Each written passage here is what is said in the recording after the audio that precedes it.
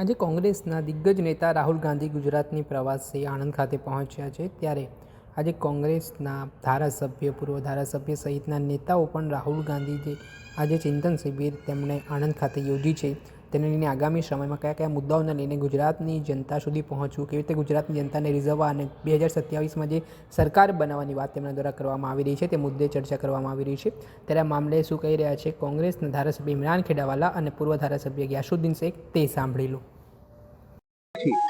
ગુજરાત પાસે અત્યારે કોંગ્રેસમાં કહેવાય એવા ચોખાર અશ્વ નથી અને જેના ઉપર ભરોસો મૂક્યો છે એને ચોખાર સાબિત થવાનું કેવી રીતે? ચોક્કસ આજે જે પ્રમાણે અમારા સન્માનીય નેતા રાહુલજી જ્યારે ગુજરાતના પ્રવાસે સંગઠન સર્જન અભિયાનના કાર્યક્રમમાં આવ્યા છે, આ 3 દિવસની શિબિરના અંદર જે પ્રમાણે તેમની 1 કલાકની સ્પીચના અંદર તેમણે કીધું કે અત્યાર સુધી જે પણ થયું તેને સાઈડ પર મૂકીને મજબૂતીથી ગુજરાતમાં અંદર 2027માં સરકાર બનાવી શકીએ એ તમામ પ્રયાસ આપણે કરવાના છે। એટલે ખાસ કરીને જેમની ટિપ્સ હતી એ ટિપ્સના અંદર એવા મુદ્દાઓ હતા અત્યાર સુધી કે જે મુદ્દાઓ પર કોંગ્રેસે ખાસ કામ કરવાની જરૂર હતી એ તમામ મુદ્દાઓ એમણે આવરી લીધા છે અને ત્યાં સુધી કીધું કે જે અત્યારે જે જિલ્લા પ્રમુખો જેને અમે બનાવ્યા છે એમની જવાબદારી હું ફિક્સ કરવા માટે આવ્યો છું। જે જવાબદારી એવી ફિક્સ કરીશ કે આવનારા દિવસોના અંદર ટિકિટ આપવાની પણ જે ભલામણ કરવાની હશે તો એ લોકોના તરફથી થશે, તે લોકોને ટિકિટ મળશે।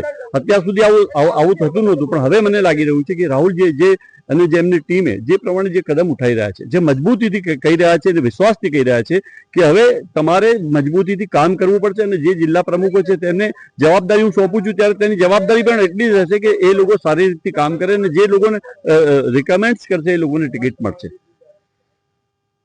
ઇમરાનભાઈ, લઘુમતી કોમ પર કોંગ્રેસને વધારે ભરોસો છે કે એમના વોટ શેર થઈ ગયા છે કોંગ્રેસમાંથી, ક્યાંક ને ક્યાંક એવું હોઈ શકે, પરંતુ તમને શું લાગે છે કે ઓબીસી લઘુમતી સમાજ જે ક્યાંય એની વિચારધારાથી ખસકી ગયો હોય એને કોંગ્રેસ તરફ વાળવા માટેના કોઈ પ્રયત્નો કે કોઈ સૂચન?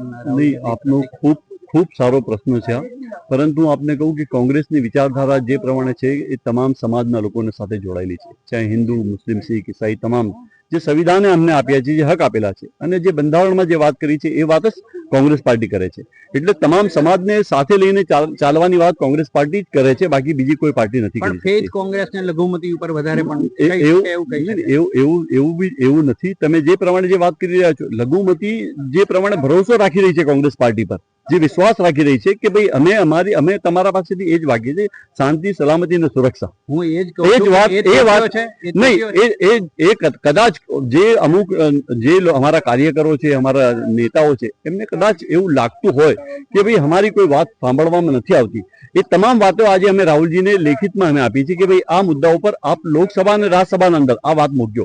કેમ કે ગુજરાતના અંદર જે લઘુમતી સમાજ છે, હું સમજુ છું કે આજે જે પ્રમાણે ગુજરાતના અંદર આખા 182 સીટના અંદર હું એક મુસ્લિમ ધારાસભ્ય તરીકે છું, એક સમયમાં 14-15 ધારાસભ્ય મુસ્લિમ સમાજના કોંગ્રેસના ચૂંટાઈને આવતા હતા, ત્યારે લોકોને એ છે કે આજે આપણે આ સમજો આ દિશા પર ક્યાં સુધી આવી ગયા છે કે એક જ એમએલએ છે, જ્યારે ગુજરાતના અંદર 70 લાખની મુસ્લિમ સમાજની વસ્તી છે, ત્યારે અમારા વોટ જે પ્રમાણે ડિવાઈડ થઈ જાય છે અને જે લોકો આના ડિવાઈડ કરવા માટેના જે પ્રયાસો કરે છે એને રોકવા માટેના અમે જે અમારા પાસે જે સૂચનો હતા અમે આપ્યા છે રાહુલજીને। અને ખાસ કરીને આવનારા દિવસોના અંદર જ્યારે રાહુલજી બીજી વખત આવશે ત્યારે એમને એ પણ કીધું કે અમે લઘુમતી સમાજના જે આખા ગુજરાતના અંદર છે એ લોકો બી આપને મળવા માટે માંગતા હતા, પણ આજે અમને 3 ધારાસભ્યોને અમને મળવા માટેનો મોકો મળ્યો અને જે અમારી રજૂઆત હતી અમે લેખિતમાં પણ રજૂઆત કરી છે।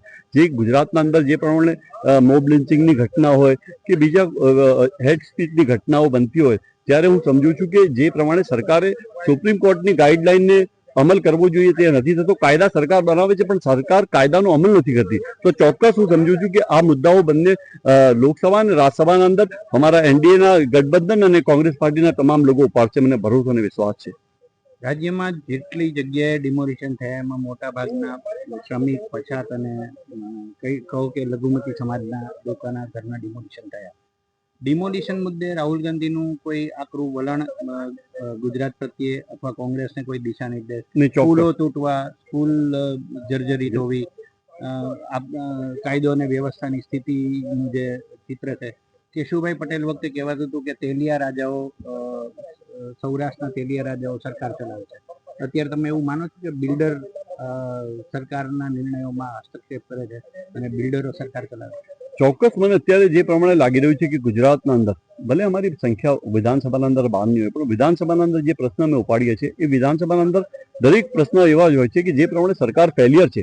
જે વિભાગમાં સરકાર આજે સરકારના મંત્રીઓ એ કહેતા હતા કે ભાઈ સૌથી વધારે મહેસૂલ વિભાગમાં અને ગૃહ વિભાગમાં ભ્રષ્ટાચાર છે. ચોક્કસ છે જ. પૈસા વગર કામ નથી થતા. એમના ભારતીય જનતા પાર્ટીના સંસદ સભ્ય અને ધારાસભ્ય પોતે કહેતા હોય ત્યારે હું તો વિરોધ પક્ષના અંદર છું તો અમે તો કહીએ છીએ કે જે પ્રમાણે ગુજરાતના અંદર જે શાસન ચાલવું જોઈએ 30 વર્ષથી ભારતીય જનતા પાર્ટીની સરકાર છે અને જે પ્રમાણે લોકોને શાંતિ સલામતી સુરક્ષાની વાત કરતી હોય તો હું સમજુ છું કે આજે બહેન દીકરીઓને પણ આજે ખૂબ તકલીફ પડતી હોય છે. આજે ગુજરાતના અંદર જે ડ્રગ્સનું ખૂબ મોટા પ્રમાણમાં વેચાણ થાય છે અને આપે કીધું કે ડિમોલેશનની વાત છે. ડિમોલેશનના અંદર ગઈ સંકલન સમિતિની મિટિંગના અંદર પણ મેં કીધું હતું કે ગુજરાતના અંદર ખાસ કરીને એક સમાજને ટાર્ગેટ બનાવવામાં આવે છે. આજે ગરીબ લોકો છે એમાં આદિવાસી આવી જાય, ઓબીસી આવી જાય, દલિત આવી જાય, ઘણા બધા લઘુમતી સમાજના લોકો છે, ગરીબ લોકો છે જેમના પાસે કોઈ રહેવાનું ઘર નથી. તમે એમની ઝૂંપડપટ્ટી છે, એમના ઘર છે, એમના આસિયાના તમે ઉજાડી રહ્યા છો. ત્યારે અમે ચોક્કસ સરકારને કહીએ છીએ કે સરકારે જે નીતિ બનાવી છે કે 10 વર્ષ પહેલાના જેના પુરાવા છે એ તપાસીને તેને પહેલે ઘર આપો, એમને પહેલે ઠેકાણે રહેવાની વ્યવસ્થા કરી આપો, પછી તમે ડિમોલેશન કરો. પરંતુ અત્યારે જે પ્રમાણે સરકાર આપે કીધું કે જે ભૂમાફિયા હોય કે બિલ્ડરો એમના હાથમાં સરકાર છે અને જે પ્રમાણે અત્યારે એક હતું ચાલી રહ્યું છે કે ભારતીય જનતા પાર્ટીના ધારાસભ્ય સંસદ સભ્ય સંકલન સમિતિની મિટિંગના અંદર કહેતા હોય કે અધિકારીઓ અમારી વાત નથી સાંભળતા, અધિકારીઓ અમારો ટેલિફોન નથી ઉપાડતા. તો અત્યારે હું સમજુ છું કે ગુજરાતના અંદર બાબુઓનું રાજ છે. યસુદ્દીનભાઈ, 2017 પછી 2022માં જે રીતે રતાશ થયો છે, દર વખતે કોંગ્રેસ મંથન કરે છે, આત્મચિંતન કરે છે, પણ એમાંથી બહાર નથી આવી શકતી. નવી ચૂંટણી સુધી એકની એક કેસેટ વાગે છે અને પરિણામ ઉત્તરોત્તર બગડતા જાય છે. આજની બેઠક પછી તમને શું લાગે છે કે રાહુલ ગાંધી એ આત્મવિશ્વાસ કોંગ્રેસમાં જગાડવા માટે કેટલા પ્રતિબદ્ધ છે? ભલે એમણે સંસદમાં કહ્યું છે પણ એ છેવાડાના માનવી સુધી નથી પહોંચતું અથવા કોંગ્રેસના કાર્યકરો કન્વિન્સ નથી કરાવી શકતા જનતાને કે શા માટે કોંગ્રેસને તમે વોટ. બિલકુલ ભાઈ, આપનું જે અવલોકન છે સાચું છે, એ નકારી શકાય એમ નથી. પરંતુ રાહુલ ગાંધીજી આજે સ્પષ્ટતા કરતા કહ્યું કે 2017ની ચૂંટણી આપણે જીતેલા હતા, પરંતુ જો 16 સીટોની અંદર, સુરતની 16 સીટોની અંદર જગલરી ના થઈ હોત તો આપણે 100% સરકાર બનાવી શક્યા હોત. અને એમણે કીધું કે 2017માં હું માત્ર 4 મહિના ગુજરાત આવ્યો હતો અને આપણે 77 સુધી પહોંચ્યા હતા. આ વખતે હું પોણા 3 વર્ષ પહેલા આવ્યો છું ને અત્યારે તો 2.5 વર્ષ બાકી છે ચૂંટણીમાં. અને એમનો ખાસ જે વિશેષ જો એમને જોક હતો એ બાબત પર હતો કે જે રીતે 30 વર્ષના ભાજપા શાસનની સૌથી નબળી સરકાર અત્યારે જે છે ભૂપેન્દ્રભાઈ પટેલની સરકાર ચાલી રહી છે અને આ સરકારની સામે ગજબ એન્ટી ઇન્કમ્બન્સી છે. પરંતુ ક્યાંક ને ક્યાંક આપણી કંઈક ભૂલોના કારણે લોકો આપણી પર, કોંગ્રેસ પર વિશ્વાસ કરતા નથી. એ કેમ નથી કરતા એ બાબતે જ્યારે અમે ચર્ચા વિચારણા કરી તો અમે એ નિર્ણય પર આવ્યા કે અમે જિલ્લાના જે અધ્યક્ષો નિમ્યા, જે પ્રદેશ અધ્યક્ષ નિમ્યા, એમાં પ્રયાસ એ કર્યો કે જે વિકલ્પો હતા એ વિકલ્પની અંદર સારામાં સારો વિકલ્પ અમે આપી શકીએ. અને જે એમને સાફ શબ્દોમાં કીધું કે આપણે ત્યાં કામ કરનારા અને પક્ષ સાથે દ્રોહ કરનારા બંનેને સમાન સન્માન મળતો હોય છે, પરંતુ હવે બેને જુદા પાડવામાં આવ્યા છે અને જુદા પાડીશું પણ કે જે કામ કરનારા છે એમને સન્માન મળે. અને જિલ્લા અધ્યક્ષોને અમે પૂરા પાવર આપ્યા છે કે ટિકિટોની અંદર પણ એમની જે ભલામણ હશે એની અવગણના કરવામાં નહીં આવે. અને બીજું કે જિલ્લા અધ્યક્ષો જો સારો દેખાવ કરશે, ચૂંટણીઓ જીતીને લાવશે એમનો જિલ્લા પંચાયત, તો વિધાનસભાનો પ્રતિનિધિત્વ કરવા માટે પણ એમને અગ્રતા કરવામાં આપવામાં આવશે. એટલે લોકોની અંદર ઉત્સાહ જગાડવાનો મેં પ્રયત્ન કર્યો છે. મોટો દારો મદાર એમણે જે કીધું છે કે સ્વચ્છ ચહેરા, નવા ક્લેવર અને લોકોના પ્રાણ પ્રશ્નોને રોડ પર જઈને આપણે ઉપાડીશું તો ગુજરાતની ભાજપની ત્રસ્ત જે જનતા છે 100% કોંગ્રેસની પર વિશ્વાસ મૂકશે અને 32 વર્ષ પછી કોંગ્રેસનું શાસન ગુજરાતમાં આવશે. એટલે તમે એ વાતમાં કન્વિન્સ છો કે ગોપાલ ઇટાલીએ 2.5 મહિના પહેલા જે વસ્તુ વિસાવદર માટે કરી એ કોંગ્રેસે હવે 2.5 વર્ષ પહેલાથી શરૂ કરવી પડશે?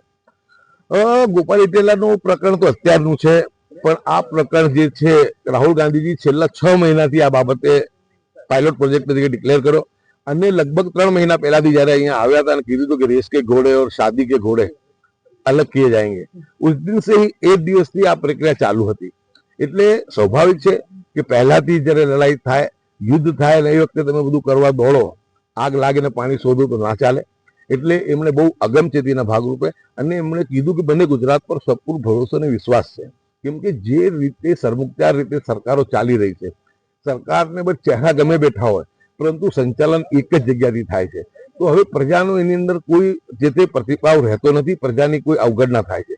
પરંતુ આપણે પ્રજાના પ્રશ્નો, એમની વેદના એમને વાચા આપીએ, સ્વચ્છ ચહેરાઓ લઈને આપણે જઈએ, 100% લોકો આપણી પર ભરોસો કરશે, વિશ્વાસ કરશે. અને 2.5 વર્ષથી કે એમણે કીધું કે હું મધ્યપ્રદેશ કે રાજસ્થાન કે પંજાબ બીજેથી પાયલોટ પ્રોજેક્ટ શરૂ કરી શક્યો, પરંતુ મેં ગુજરાત કેમ પસંદ કર્યો? તો ગુજરાત મેં એટલે પસંદ કર્યો કે મેં 4 મહિના પહેલા અત્યારે 77 ગયા હતા, ને અત્યારે જો આપણે 2.5 વર્ષ પહેલાથી જે જઈએ તો હું 100% અહીંયા આપણે સરકાર બનાવી શકીશું.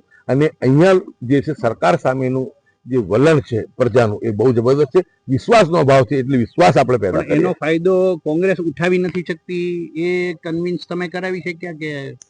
એટલે રાહુલ ગાંધીજી પોતે પણ કીધું કે આ લોકો કેમ આપણી તરફ મતમાં વળતા નથી, ક્યાંક આપણે જ ખોટ છે.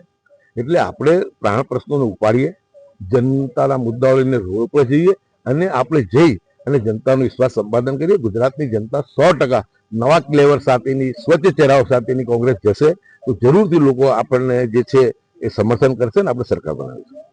છેલ્લો સવાલ ગિયાસુદ્દીનભાઈ, જ્યારથી ભારતીય જનતા પાર્ટી ગુજરાતમાં સરકારમાં છે ત્યારથી દર વર્ષે દર ટિકિટ વહેંચણીએ મોટામાં મોટી ધાંધલી કોંગ્રેસમાંથી બહાર આવે છે, ઉગ્ર આક્રોશ બહાર આવે છે, ટિકિટ વેચાઈ ગયાના આરોપ થાય છે, પૈસા લઈને ટિકિટ પોતાના માણસોને આપી હોવાની વાત સિદ્ધ થઈ ચૂકી છે અત્યાર સુધીમાં. તમે કેટલું માનો છો હવે પછી? જો ક્યાંક ને ક્યાંક ભૂલો થઈ છે એટલે તો 70 અમે આવ્યા છીએ.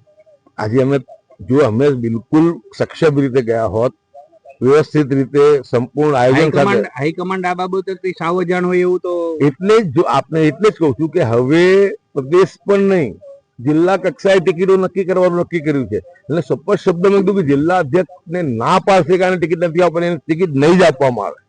આ શબ્દો એમના હતા. એટલે એમને ક્યાંક ને ક્યાંક એમને ખબર પડી ગઈ છે કે ખાટલે ક્યાં ખોડ છે.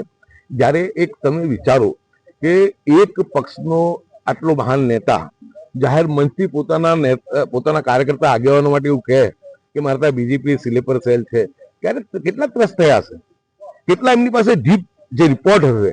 એટલે બધી આખી વસ્તુ જાણે છે ને એ ભૂલ સુધારવા માટે જ એમણે પ્રયાસ કર્યા છે. આજે એઆઈસીસીના ઓબ્ઝર્વર ગુજરાતમાં આવ્યા, એમને બધે જઈ નાગરિકો સાથે, કાર્યકર્તાઓ સાથે ચર્ચા કરીએ, પછી ઉમેદવારો ડિક્લેર, એમાં પણ એમણે કીધું કે જે કામ કરશે એને જ રાખીશું. ક્યાંક વિકલ્પના અભાવે કોઈ નબળો આવી ગયો હશે તો કામ નહીં કરે તો એને કાળી બુકતા વાર નહીં લાગે, અને જે કામ કરે છે એને સંપૂર્ણપણે જે માન સન્માન આપી એના કહેવા પ્રમાણે ટિકિટ આપવામાં.